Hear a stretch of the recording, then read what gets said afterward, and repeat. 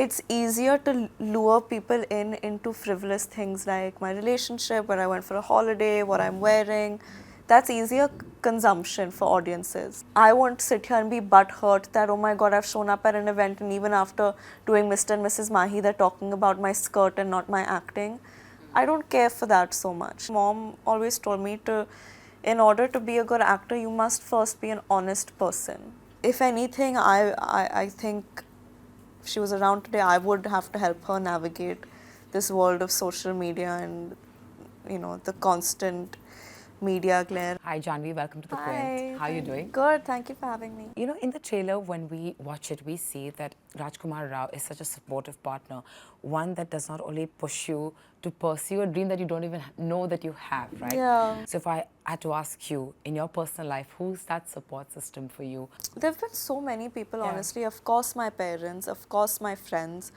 But even the people that I've worked with, as in my directors, I think I've had the good fortune of working with a lot of people that have empowered me to be opinionated, to have a voice. And I think sometimes when you see other people putting belief in you, even if you didn't believe in yourself, you start to. Also, the other thing that kind of stands out in the trailer is when he talks about, you became a doctor because your parents wanted you to. And this is something that we still continue to see around us, where a lot of children are still living their parents' dream and not their own, right?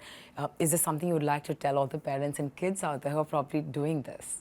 See, everyone comes with their own baggage, their own circumstances, and it's easy for me to sit here and say, let your child follow their dreams, when in reality, there's so many variables. There's financial security, there's the burden that the parents carry, there's societal restrictions.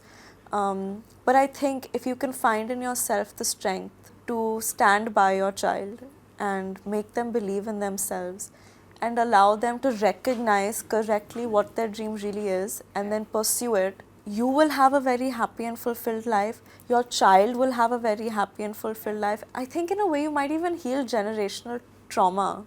Absolutely. Because I think that in some of the other ways, people are always stifled, whether it's stifling their creative instincts, their professional ambitions, and that manifests into your kids. You take that frustration out. You want them to do things that you couldn't do, or you don't want them to do things that you did. And I think it's just easier to be supportive. Yeah, I guess like you just said, right, it's circumstantial as well.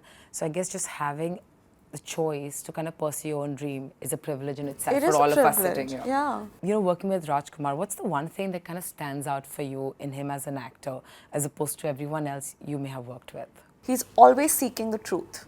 He is always seeking the truth in relationships, in equations, in conversations, and I think that manifests in his art as well. He doesn't know how to have a false beat in front of the camera, and I think that's a great gift, because you have tropes as an actor, you fall into patterns and this and that, but he just wants the truth always, which is good. Janhvi, if we could move a little bit, talking about the industry, right? You are a media person and you're always under the media glare. And when you go out, it's not always that the focus kind of remains on your work. Right? It's very easy to say shift from what is happening in your career to personal space. Like if you go for an event, Pendant will make the headlines, but not while you're there, right? Do you think it's kind of fair when the focus moves from your work and moves to personal space? It's a professional hazard. I don't take it that seriously, and I can't complain about it. I'm flattered by the interest. And I recognize that it's easier to lure people into frivolous things like my relationship, where I went for a holiday, what I'm wearing. That's easier consumption for audiences. That's true. To ask them to come and watch my work requires a lot more investment. It's a much more real commitment than a frivolous headline. So I understand why the interest dwindle, it's more towards the other side, I get it. But I don't take it that seriously. I'm not butthurt about it, because I still have the opportunity to do the work that I want to do, and I'm not seeking validation as much anymore. Wow, that's a really nice thing, because recently I met an actor who said, I'm constantly on the search for validation. I think as actors, one craves the audience's validation, but I think people confuse that with the audience's celebration. I think that if they consume my movie and they like the movie, and it does the numbers and people enjoy and are moved by the story that we've tried to tell, I've won. I won't sit here and be butthurt that, oh my god, I've shown up at an event and even after doing Mr. and Mrs. Mahi, they're talking about my skirt and not my acting. I don't care for that so much. Like, you know what I mean? I'm okay if they're not celebrating me. I want them to consume and be moved by the stories that I'm telling. Right. Of course, if I can go back to the previous question, you of course grew up in a house where the limelight has always been there, you know, surrounded by parents who've always been a part of the industry, but the industry was slightly different back then, you know. So is there, say, any guidance that you got from your parents that you kind of imply into your career today? Whether it's being in the media glare or whether it's in your personal journey? Nothing to do with the media glare because like you said, they grew up in a much more easier environment. There was no social media, there was much less access to the actors. But I think to do with my craft, I think mom always told me in order to be a good actor, you must first be an honest person. Because if there's any amount of artifice in your personality in real life, then you won't know how to be truthful on camera. Like your instincts will be corrupted.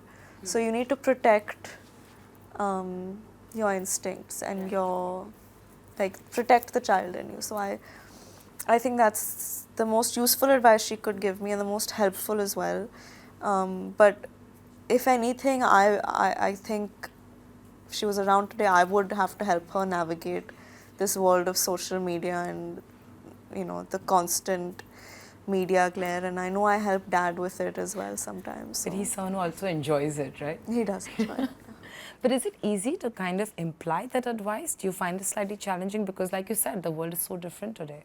It's easy to get lost in all of it. It's easy to get very thrilled by the lights, camera, glamour of it all and forget about the action that really matters.